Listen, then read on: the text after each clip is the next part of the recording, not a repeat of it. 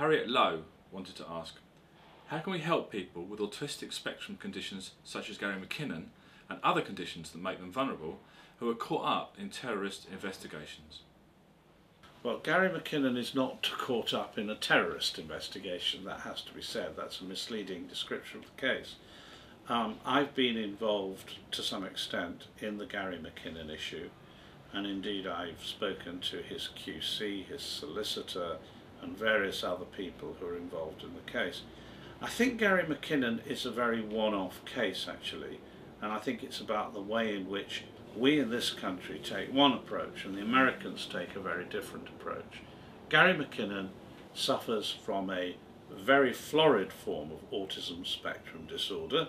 He suffers from Asperger's syndrome, which means that he's extremely bright but dysfunctional.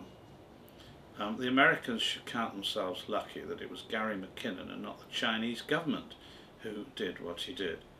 In my view, there should be a settlement of the Gary McKinnon case by the American federal authorities without the need for him to return to the United States, because there's no issue about the facts. He's accepted the facts from the very beginning.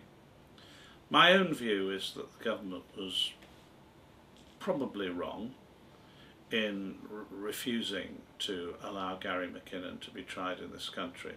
Having said that, the Director of Public Prosecutions said as a legal point that Gary McKinnon shouldn't or couldn't be tried here, and you know, in terms of what is possible in prosecution, I suppose one would have to defer to the knowledge of the Director of Public Prosecutions.